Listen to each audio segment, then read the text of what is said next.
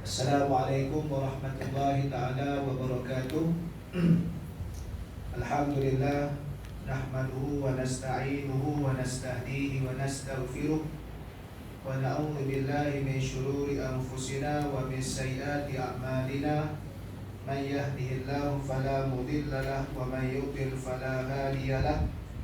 Asyhadu an la ilaha illallah wahdahu la syarika lahu wa asyhadu anna sayyidana Muhammadan abduhu wa rasuluh. Allahumma salli wa sallim wa barik ala sayyidil mursalin imamil muttaqin wa ala alihi wa ashabihi ajma'in wa tabi'in wa tabi'in tabi'in wa man istanna bi sunnatihi ila yaumiddin, amma ba'd. Rabbi shrah li sadri wa yassir li amri wa hlul 'uqdatam min lisani yafqahu qawli. Alhamdulillah, syukur kita kehadirat Ilahi.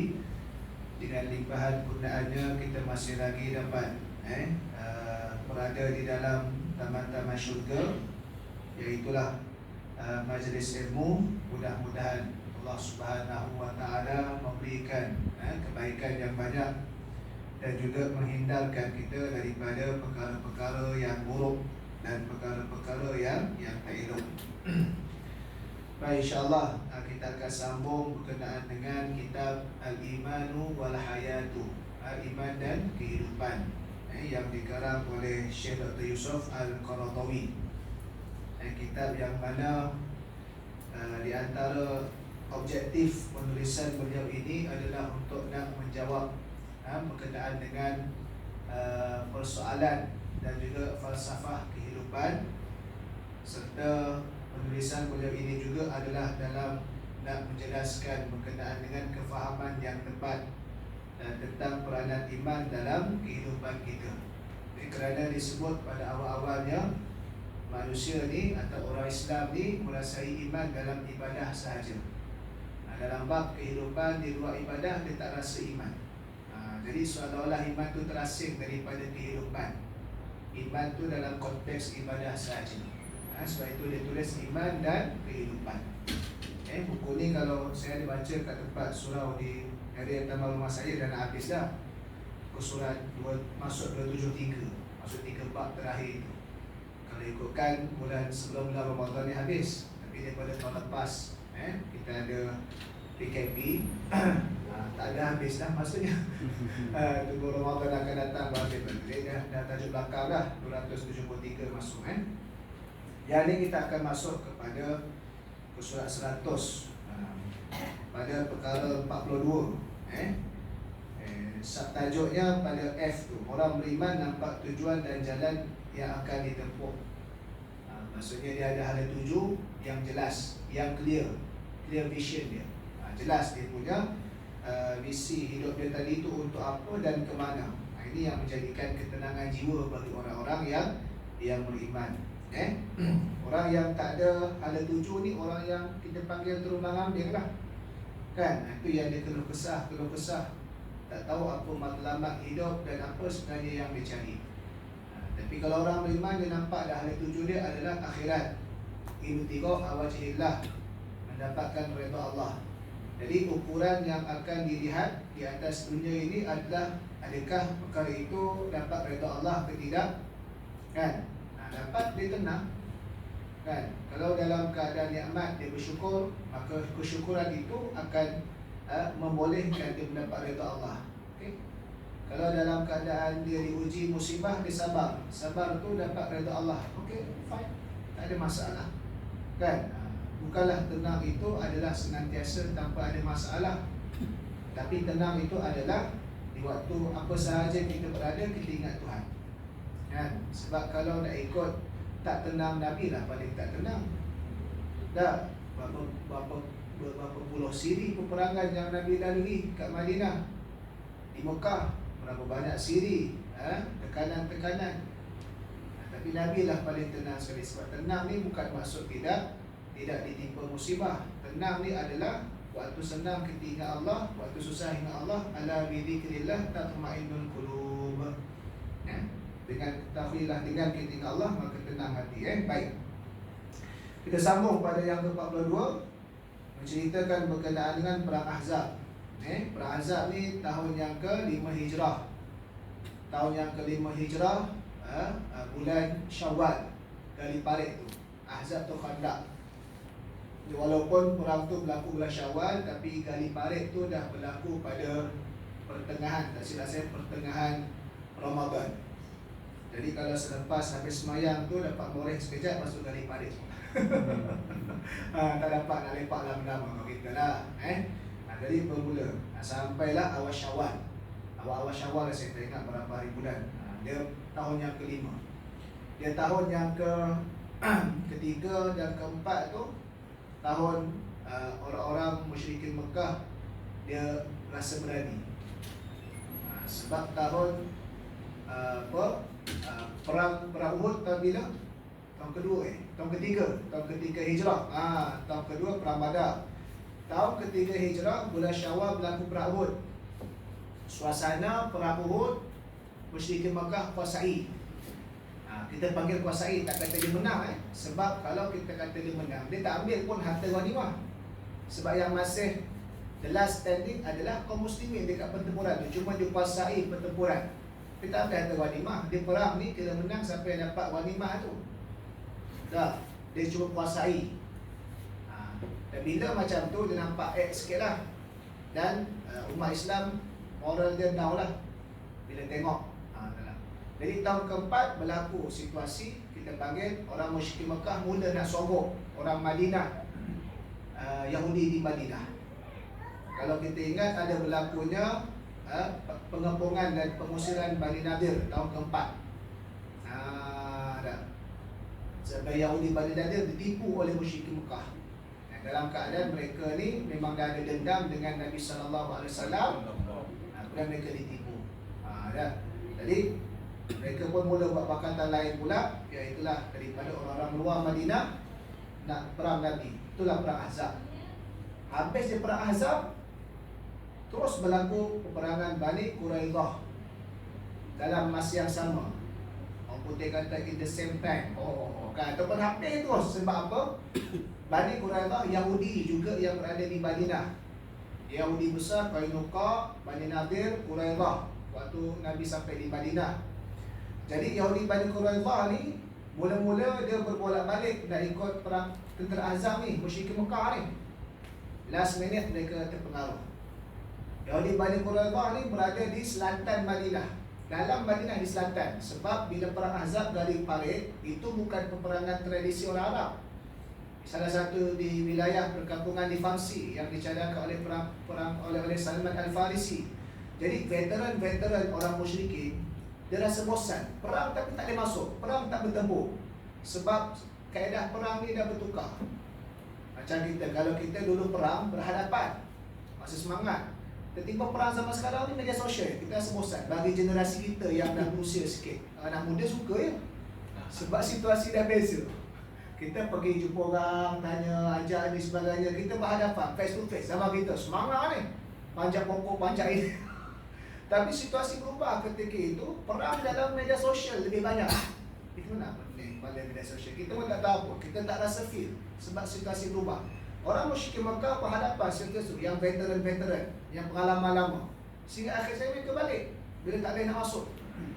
Tapi orang musyrik Mekah berjaya juga menghantar masuk, yang mana dia pergi pada Yahudi Bani Quraidah. Yahudi Bani Quraidah sepakat, setuju, dan Nabi SAW berjaya mendapat maklumat tadi itu dengan bantuan Allah. Panjanglah bagaimana cara Nabi diplomasi dan Nabi mengesan dari sudut strategi jahat tadi itu, sehingga habis tu Yahudi Bani Quraidah dikepung, dibunuh dan seumpamanya. Dia lebih berat hukumannya daripada Yahudi Bani Nadir yang hanya diusir saja. Ini perang Ahzab. Dia 2 in 1. Habis Ahzab, terus Yahudi perang Bani Quraidah. Peristiwa perang Ahzab sudah cukup memberikan gambaran keberanian dan keteguhan hati orang beriman dalam menghadapi musuh dan menghadang maut. Islam 3,000, musuh 10,000 dalam bilangan Sebagaimana disebutkan dalam firman Allah, "Irja'ukum min fawqikum wa min asfala minkum wa idzawatil absar wa bawalatil qulubul hanajira wa tadunnuna billahi dzununa hunalika butuliyal mu'minuna wa zulzilu zilzalan syadida. Ketika mereka, yakni musuh-musuh, datang kepada kamu dari atas dan dari bawah, dan ketika pemandangan telah suram dan hati telah sampai ke kerongkong, dan ketika itu kamu bersangka kepada Allah dengan sangkaan yang salah. Dikala itu orang-orang beriman mendapat hujan dan perasaan mereka digoncangkan dengan goncangan yang sangat hebat. Surah Ahzab ayat 10 dan 11. Ada kata sebab kepungan dah berlaku, kan, 10,000 itu angka yang besar. Sebab peperangan sebelum daripada itu perang Uhud. Perang Uhud 2,000 lawan 700. Asalnya 2,000 lawan 1,000, kan. Pertengahan jalan orang munafik berjaya hasut orang mukmin, tentera Islam patah balik 300. Maksudnya 1,000 lawan 2,000, 2,000 lawan 700. Sebelum daripada itu perang Badar. Perang Badar 1,000 lawan 313. Jadi angka 10,000 ni adalah angka yang besar. Angka yang besar pada waktu itu. Jadi menjadikan kita panggil perkara ni, inilah hati orang mukmin tadi itu dalam keadaan inilah kalau kesahiran tuan-tuan. Perang ni mati. Kita perang media sosial sakit hati je. Sakit hati lalas kita delay account. Kan? Dalam keadaan ketika itu waktu gali parit, orang-orang munafik tak gali parit.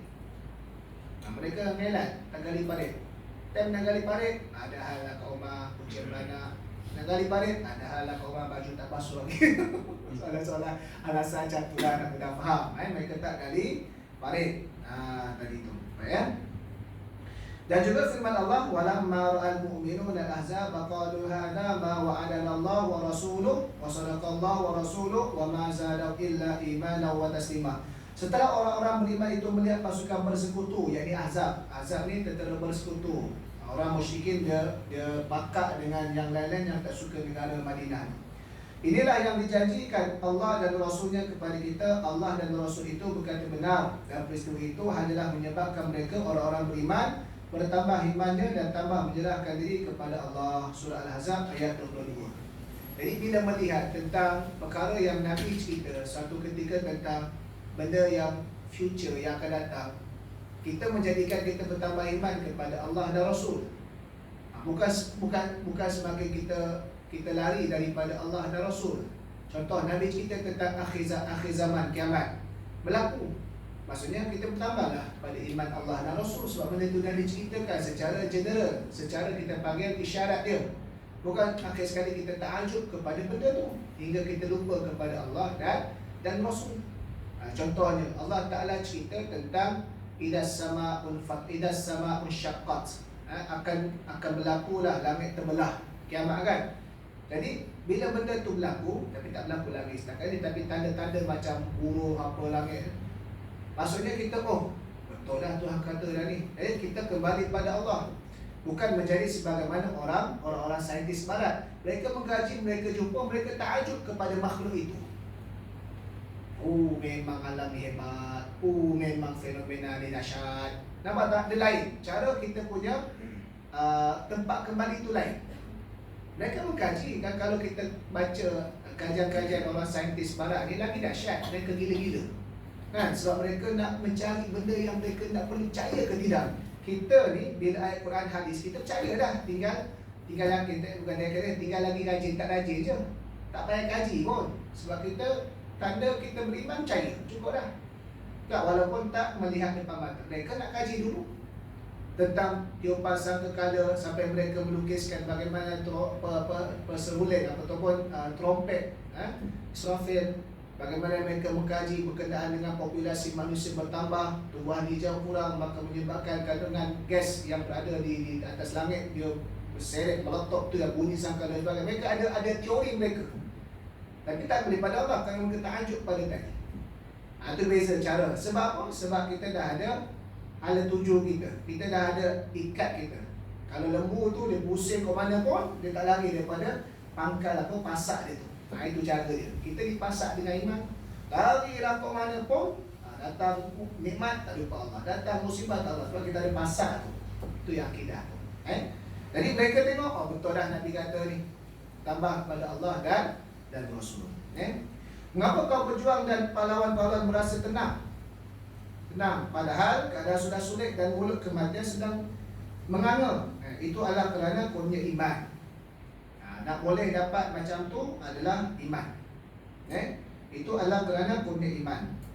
Dan tepatlah sebagaimana yang disebutkan dalam firman-Nya, "Wallazi anzala sakinata fi qulubil mu'minin liyazdadu imanan ma'a imanin. Walillahi junudus samawati wal ardh wa kana Allahu aliman hakima." Dialah Tuhan yang menurunkan ketenangan ke dalam hati orang beriman, supaya keimanan mereka akan bertambah dari keimanan yang telah sedia ada. Kemudian Allah tentera langit dan bumi, dan Allah itu maha mengetahui dan maha bijaksana. Surah Al-Fat ayat keempat. Jadi benda iman ni benda yang tak boleh nak diukur oleh sesuatu yang kita panggil dari sudut pengaruh yang luaran. Tetapi iman ni dibuktikan dengan kelakuan saja. Kadang-kadang contoh kita nak faham ni payah nak faham, sebab ukuran kepada keimanan ni dari sudut pengaruh luar zahir ni susah. Contoh, dia boleh diukur tapi dia tidak bersifat muktamad. Orang yang pergi ke masjid secara zahir baguslah iman dia, tapi kadang-kadang setengah orang tak juga. Jadi tak boleh. Tapi secara zahir hukum asal boleh, tapi dia tidak jadi muktamad. Dia beza dengan benda-benda yang tak bersifat benda baik ni, sebab iman ni benda baik. Tapi kita perlu melihat perkara ini, dia adalah sebagai perkara yang mesti cek balik, kita kembali kepada Allah ke tidak. Contohnya bila kita kata kita kena bincang bab tawakal rezeki kepada Allah kan. Kita usaha tapi kena tawakal. Macam mana nak usaha tawakal ni? Kadang-kadang kita usaha ni macam tak nampak tawakal, sebab kita masih lagi keluh kesah terhadap rezeki. Sebab itu cuba tengok macam budak-budak, anak-anak kita kan. Anak-anak kita ni dia pernah risau tak hari ni dia nak makan apa? Dia tak kerja pun. Dia pernah risau tak nanti malam makan apa? Tak kan? Sebab kebergantungan dia pada mak ayah dia cukup tinggi. Budak-budak justru begitulah nak fahamnya. Bagaimana kebergantungan kita kepada Allah cukup tinggi. Dalam masa sama kita usaha. Budak-budak dia fokus kerja dia. Apa fokus kerja dia? Main. Kerja dia main. Main lah. Sampai masa makan, makan. Selesai. Dia pernah risau tak? Dia main dengan adik. Ini nak makan apa? Nak cari mana duit ni? Tapi ada nak makan. So, kita yang mencari duit pula jadi risau pasal rezeki. Bukanlah bermaksud kita tak berusaha. Tak. Kita nak bincang tentang kebergantungan. Macam mana nak ukur tu? Itu payahkan tu. Setelah itu, perkara-perkara tadi perkara dalaman. Hanya kita yang boleh muhasabah diri kita. Kan? Jadi begitulah dalam keadaan bab keimanan tadi. Sehingga kalau orang salah faham, dia akan salah faham. Contoh, orang yang menganggap ketenangan jiwa ni bila tak ada masalah. Betul ke bila tak ada masalah ni tenang jiwa? Lepas tu Nabi tak tenang lah. Nabi paling banyak Nabi fikirkan masalah umat. Nabi paling tenang, sebab ketenangan jiwa adalah bukan ada masalah atau tidak. Ketenangan jiwa adalah bizikrillah. Nampak? Sebab itu kalau orang tak ada masalah, dia tetap tak tenang. Dia tak dapat ketenangan daripada Allah. Tapi Allah Ta'ala tangguhkan. Dinama istidraj. Sebab itu kita punya reference kita dalam justifikasi itu kena ikut justifikasi Quran. Barulah benda tadi itu kita punya world view, sudut pandang dunia kita tadi itu tepat. Kerana kita berada dalam dunia yang sama, tapi world view yang berbeza, sudut pandang dunia yang beza. Kan? Aku kata yang ni tenang, aku kata yang ni tenang. So justifikasi tenang ni kita nak ambil mana? Sebagai orang beriman, justifikasi ni kena tengok Quran, kena tengok sunnah. Apa maksud justifikasi itu tenang? Tenang ni tak dinyatakan tak ada masalah. Tenang ni adalah bila ingat Tuhan. Maka siapa yang mengikut justifikasi itu, itulah yang tepat. Kan? Bukan mengikut justifikasi kita. Kita boleh pandang, kita boleh mikir, kita boleh merasai. Maka yang mengikatnya adalah pada hati yang mengikut justifikasi tadi. Kan? Itu yang paling betul sekali. Baik, sebab itu dalam bagaimana beza orang beriman ni, kerana mereka mendapat kekuatan iman. Kekuatan iman tadi itu. Orang beriman itu mempunyai pokok pendirian yang nyata dan ukuran yang tetap. Itulah yang menjadi pegangan dalam setiap pekerjaan dia. Pekerjaan dia. Dia tahu rezeki Allah Ta'ala kurnia. Kenapa dia nak ambil benda yang haram? Macam tak yakin rezeki Allah Ta'ala akan bagi. Kenapa nak ambil rasuah lagi? Macam tak yakin rezeki Allah Ta'ala akan bagi ke dia. Dia nak ambil benda cara haram juga, kan? Kan? Dia nak ambil dengan menipu juga. Baik, kalau aku tak ambil dengan menipu ni, macam sikit dia aku tak boleh ni. Dia tak yakin dengan rezeki yang halal tu, sampai nak ambil dengan cara menipu. Kan, dia tak ada pendirian dia tadi. Tindakan dan tingkah laku serta memberikan petunjuk dan isyarat. Baik. Boleh jalan terus atau dia nampak lampu merah yang menyuruh berhenti. Kalau benda tu dah haram, benda tu datang kemurkaan Allah, dia berhentilah. Tak akan ambil lagi. Kan? Buat apa nak ambil lagi kalau benda tadi tu datang kemurkaan daripada Allah Subhanahu wa Ta'ala. Kadang-kadang benda-benda yang melibatkan bab fadilat ni menjadi kita panggil dimanipulate pula untuk kita panggil marketing sahaja. Itu kadang-kadang tak berapa tepat lah. Betul, benda baik, tapi kadang-kadang dia punya objektif utama dia lari. Kita pengajar dalam marketing. Okey tuan-tuan, kalau nak bisnes kaya apa sebagainya, jangan lupa sedekah. Dengan sedekah kita ni apa. Jadi sedekah tu direlitkan untuk nak kaya dalam bisnes, nak berjaya dalam bisnes. Sedangkan itu adalah thamarat, buah dia. Kalau Allah Ta'ala nak bagi, alhamdulillah. Sebab antara fungsi sedekah, Tuhan sebut asyaitanu ya'idukumul faqra wa ya'murukum bil fahsya wallahu ya'idukum maghfiratan minhu wa fadlah. Syaitan bagi janji yang menipu kamu lah. Dengan kamu tak sedekah, dengan kamu sedekah itu kamu akan buat perkara keji, dan kamu akan jadi fakir dan buat perkara keji. Sedangkan Allah Ta'ala bagi janji dengan sedekah dapat pengampunan dan kurniaan. Sedekah, tapi tak ikut cakap Tuhan. Sebab apa? Sedekah dia untuk marketing saja. Akan lain tu sikit. Dia kita tak tarik kepada asas yang utama, yang betul. Kan? Itu kadang-kadang jadi macam tu lah. Maka kitab suci Al-Quran cukup memberikan bimbingan dan Rasul selaku petunjuk jalan.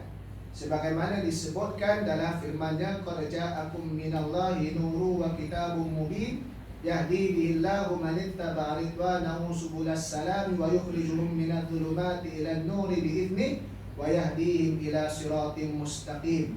Sesungguhnya telah datang kepadamu cahaya dan kitab yang terang. Dengan itu Allah memimpin siapa yang mahu mengikut keredaannya ke jalan perdamaian. Dan mereka dikeluarkannya dengan izinnya dari kegelapan kepada cahaya yang terang, dan mereka dipimpinnya kepada jalan yang lurus. Output dia akhir sekali, apa jua tindakan kita tadi itu mengikut akan Quran ke tidak. Itu baru nak tahu dari sudut ketenangan, ketenangan yang diharapkan oleh orang-orang yang beriman lagi. Sebab kadang-kadang kita meletakkan ukuran kepada materialistik semata-mata. Walhal perkara yang hakikat sebenarnya adalah redha Allah. Kita tidak menafikan dari sudut kebendaan itu ada faktor mempengaruhi. Ya, Nabi pun sebut rumah yang empat perkara yang menjadikan kehidupan kita lebih baik. Kenderaan yang cepat, rumah yang luas, jiran yang baik, pasangan isteri yang solehah. Ini faktor-faktor duniawi yang memberi pengaruh, tetapi bukan menjadi penentu. Macam juga Nabi kata, tunkahul mar'ah di arba'in. Wanita itu dinikahi kerana empat perkara. Kebiasaannya, kerana keturunannya, kerana hartanya, kerana kecantikannya, kerana agama. Ini faktor duniawi mempengaruhi seseorang. Ke tuan-tuan tak tengok muka isteri tuan-tuan waktu nak kahwin? Tak kisahlah ustaz, penting Islam. Kita tengok juga, kenapa tak pilih yang ni? Bukan kerana Islam, kerana bagus. Betul, tapi kalau boleh dia cantik, tambah akhlak lagi. Kita berkata, kita tak nafi. Pengaruh tu ada, tapi dia tak boleh jadi penentu muktamad. Tu dia. Nabi sebut sebab Nabi meraihkan fitrah yang ada pada manusia. Tapi janganlah benda itu jadi penentu. Penentu dia apabila kita kembali pada Allah. Nak rumah besar, nak kenderaan, nak apa, boleh. Tapi jangan jadikan penentu. Kalau jadi penentu, itu yang jadi materialistik. Tapi benda tadi itu mesti kita hubungkan dengan agama yang paling asal dia. Sebab itu diingatkan apa guna ada kaya tapi lupa Tuhan. Bukan apa guna kaya, apa guna kaya tapi lupa Tuhan. Dan itu yang disebutkan apabila justifikasi dalam hidup kita adalah kita kembali pada Allah ataupun tidak. Macam justifikasi lah kita bincang dalam bab ibadah. Kadang-kadang orang tak faham. Contoh, kita kata baca Yasin, baca Quran si mati ni sampai pahala kepada si mati. Kita niat sedekah. Tapi apa yang berlaku di beberapa tempat mungkinlah terpencil, tak masih terpencil atau segelintir. Harap-harapnya bukan sebahagian. Sebab bila sebahagian lagi besar, bila separuh lagi besar dan kebiasaan lagi banyak, kan? Harap-harap terpencil dan segelintir. Bila mati, si anak yang mati itu sibuk layan tetamu. Apa yang baca Quran? Radio. Kalau radio baca Quran, transfer pahala tu. Dia faham tak pahala ni untuk apa? Pahala tu untuk amalan baik. Amalan baik tu bagaimana membolehkan pahala? Dengan niat. Justru radio nak niat macam mana? Yang boleh niat ni manusia ni yang boleh niat ni. Itu yang kita namakan mukallaf. Awak pasang radio untuk nak menghidupkan suasana, it's fine. Tapi jangan sampai anak-anak tak baca langsung Quran kepada mak ayah dia. Sementara nak tunggu pagi esok, nak ke bumi, mungkin dah malam, tak dapat. Anak-anak apa-apa sibuk yang lain. Ada yang tengok TV lagi, nangis. Masuk apa? Pasal handset, 30 juzuk pasal. Tak betul. Dia tak faham justifikasi yang tu. Apa maksud baca Quran untuk si mati? Bukan sekadar nak bagi bunyi, nak transfer pahala. Nak kita sedekahkan pahala. Nak boleh sedekah pahala itu, bagaimana pahala itu diperolehi? Pahala itu diperolehi dengan amal ibadah. Amal ibadah ni bagaimana? Niat yang kerana Allah, kemudian yang mengikut syariat. Benda tu mana boleh niat. Maka bila tak boleh niat, tak adalah soal isu pahala ataupun tidak. Itu balik kepada tu. Kan? Itu yang disebutkan tadi. Akhir sekali benda tu hanya sekadar gimmick dalam nak menampakkan sonekan Islamik, tapi tak jadi maksud. Kita kata bukanlah salah, tapi tak kena. Kan? Salahnya pada individu tadi. Kerana apa? Maksud daripada bacaan tadi untuk apa?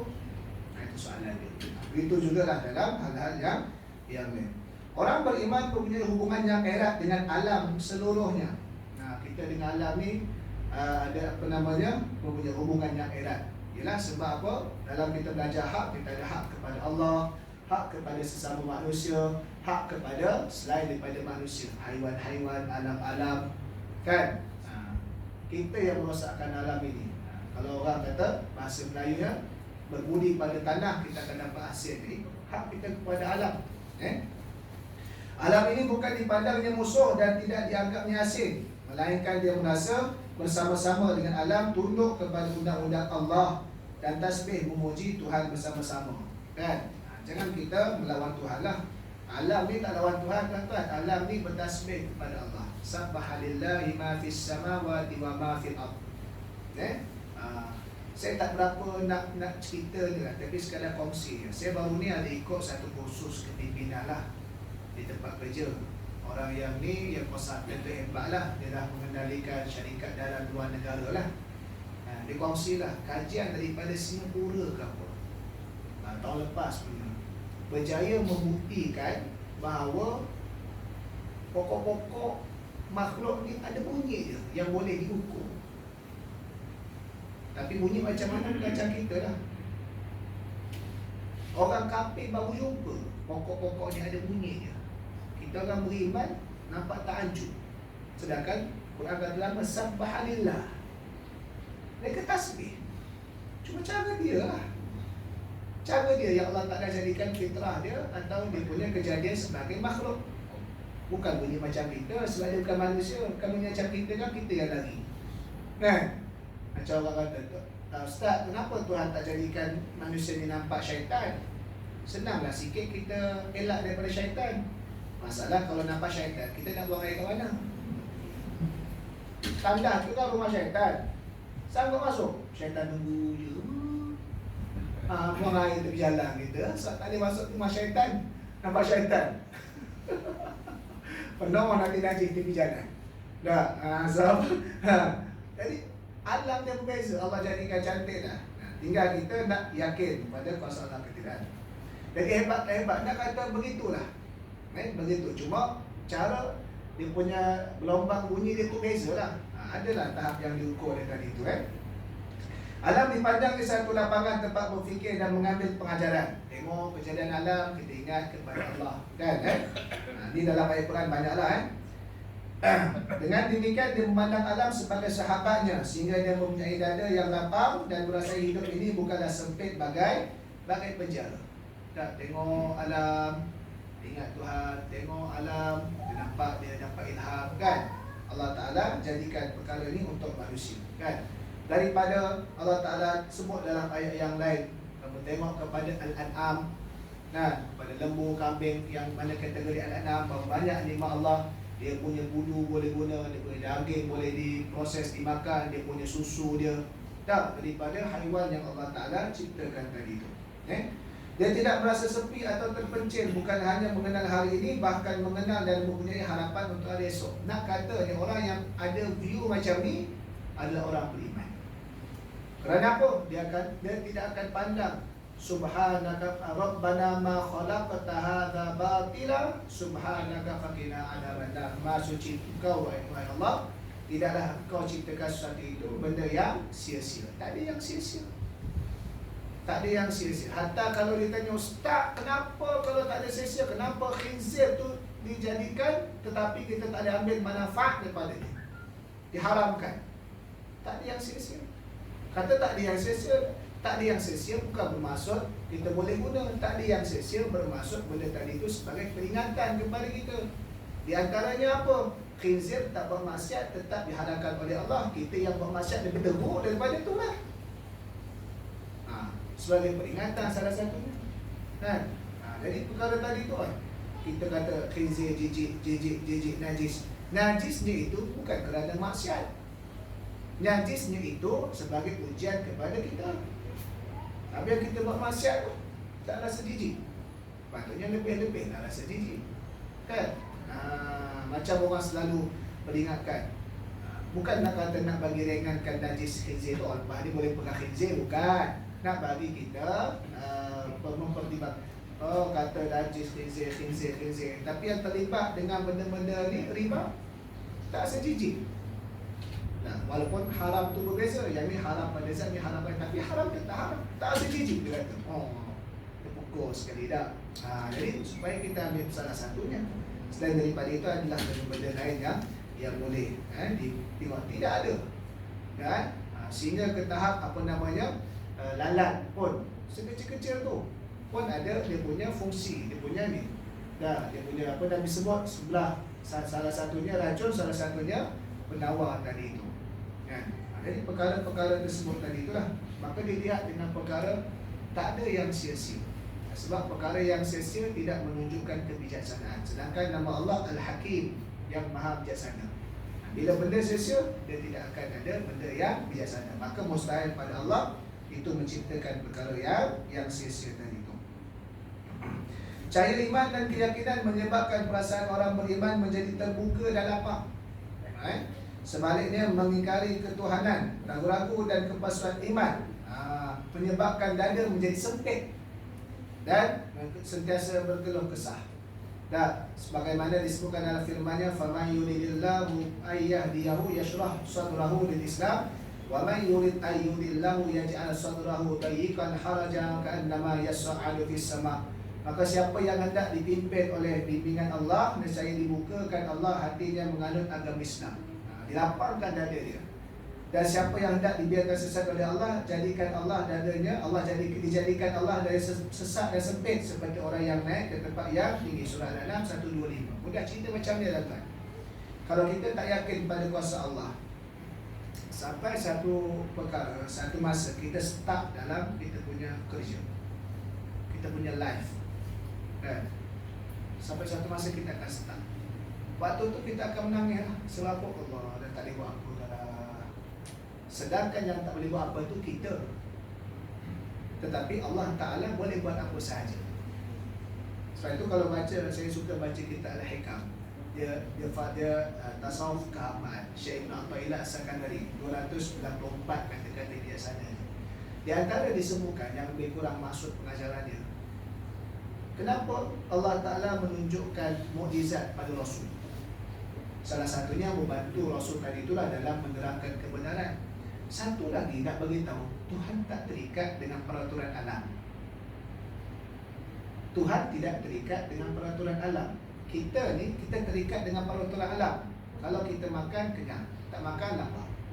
Nak makan, kena masak. Nak makan, kena ada ni. Kan? Terikat. Kita tak boleh main ambil kapek ni, kita pun jampi 2-3 jadi nasi. Tak boleh, sebab itu bukan peraturan alam. Bukan sistem alam kita yang kita lalui ni. Bukan. Tapi Allah Ta'ala tengok, tiba-tiba datang karamah kepada Maryam, makanan-makanan tanpa keluar daripada bilik dia. Sampai Nabi Zakaria pun tanya, anna laki hadha, daripada mana datang? Kalau kita, Grab. Boleh datang lah. Tak ada benda, Grab tak ada, datang bilik. Qala suami inilah, mustahil tak pada Allah. Kalau kita nak benda tu datang sendiri kepada kita, mestilah melalui suatu perkara. Grab, Panda, food. Tapi mesti ada orang masak, mesti ada bendanya. Itu kita, sistem alam kita. Kan? Nak ada anak, mesti ada mak ayah. Tapi Allah tak terikat dengan peraturan alam. Dia nak ciptakan manusia tanpa bapa. Nabi Isa, tak pelik. Dia cipta lagi pelik pada tu. Nabi Adam tanpa mak dan ayah. Dah. Lagi pelik, Adam terus-terus cipta dalam keadaan yang dewasa. Bukan daripada baby. Sebab apa boleh berlaku? Sebab Allah Ta'ala tak terikat dengan sistem alam. Kita terikat dengan sistem alam. Jadi menunjukkan dalam masa kita start tadi, kerana kita ni terikat dengan sistem alam, tapi boleh berlaku sesuatu luar biasa jika Allah Ta'ala kehendaki perkara tersebut, kerana Allah Ta'ala tidak terikat. Justru kita mohon pada Allah. Ada benda yang boleh berlaku tanpa kita panggil kita mampu, tapi sebabkan Allah Ta'ala izinkan. Kan? Sebabkan itulah saya pernah sebut kat beberapa tempat, saya kata hidup kita ni 3 je perkara. Satu, kita rancang, kita buat dan kita dapat, Allah Ta'ala izinkan. Kita rancang, kita buat, dapat apa kita rancang dan kita buat, Allah Ta'ala izinkan. Yang kedua, kita rancang, kita buat tapi tak dapat. Ada juga, Allah Ta'ala tak izinkan. Ada yang ketiga, kita tak rancang pun, kita tak buat pun, tapi berlaku juga pada kita. Allah Ta'ala tentukan. Contohnya apa? Kita nampak aksiden depan kita, okey, kita nampak aksiden. Apa hal jalan slow sangat ni? Rupanya ada kereta aksiden kat depan. Sampai tempat tadi tu, kita pun berhenti, kita pun jumpa orang aksiden tu. Awak memang rancang ke aksiden ni? Kita tanya macam tu, boleh tak? Awak memang rancang ke aksiden ni? Tak rancang. Macam mana boleh berlaku? So siapa yang rancang? Berlaku tak? Berlaku. Daripada 3 ni tuan-tuan, hanya satu sahaja yang kita rancang, kita buat, kita dapat dalam kita punya upaya kita. Selain daripada tu, 2/3 di luar keupayaan kita. Dan itulah kita kena tawakal. Sebab usaha kita ni hanya 1/3 yang boleh kita kawal. Itu pun diizinkan oleh Allah. Tahu tak? Jadi kalaulah kita faham, kita kebergantungan, itu yang tidak ada keluh kesah. Apa sahaja yang berlaku, kita tidak ada keluh kesah kerana kita ada Allah. Paling mudah macam saya cerita tadi tu, anak-anak kita ni yang tak bekerja, yang tak cari duit, tak pernah risau pun hari ni nak makan apa. Anak-anak kita tak pernah risau. Sedar-sedar malam, ayah kita ada makanan, kita bawa makanan ke isteri kita masak ke. Tak pernah risau. Cuba tanya, Man, waktu sehari ni daripada pagi sampai petang, Mak pernah fikir tak nak makan apa? Risau. Tak pernah fikir pun. Sebab kebergantungan dia kepada mak ayah tinggi. Maka itulah maksud kebergantungan. Dia buat kerja dia main, kerja dia belajar. Kan? Kita buat kerja kita apa? Bekerja. Kerja kita apa? Cari nafkah. Yang bagi rezeki Allah. Kan? Kita buat kerja kita, kemudian Allah Ta'ala akan bagi. Ada waktu Allah Ta'ala bagi lebih sebagai nikmat lebih, syukur. Ada waktu Allah bagi kurang, sebagai seorang yang beriman kita sabar. Itu je lah. Dari sudut kita panggil bagaimana iman memimpin kehidupan kita agar kita tak lari jauh daripada bimbingan agama, dan kita pun tak lapang, kita pun tak sesak dada, kita lapang kerana kita tahu segala-galanya datang daripada Allah dan segala-galanya akan kembali kepada Allah Subhanahu wa Ta'ala. Dalam keadaan kita sekadar dalam fitrah kita tanpa berlebihan. Kalau ada pasangan kita mati, kita nangis, cukuplah sekadar tu. Bukan tak ada nangis, sekadar fitrah menangis. Tapi jangan sampai tak terima qada dan qadar. Kan? Kalau kita dapat makanan, kita seronok, gembira, tapi masa sama kita ucap alhamdulillah. Seronok, gembira itu fitrah, kan? Itu adalah perkara yang biasa, kan? Tetapi bagaimana kita kembalikan fitrah kita untuk ingat kepada Allah Subhanahu Wa Taala, maka kita akan tenang, tuan-tuan. Baik, cukuplah sekadar itu pun habis. Nanti kita akan sambung lagi berkenaan dengan orang beriman merasa dirinya dekat dengan Tuhan. Jadi apa yang baik itu datang daripada Allah Subhanahu Wa Taala, yang silap, yang kurang itu datang daripada kelemahan diri saya sendiri. Aku qauli hada wa astaghfirullahalazim li wa lakum. Assalamualaikum warahmatullahi taala wabarakatuh.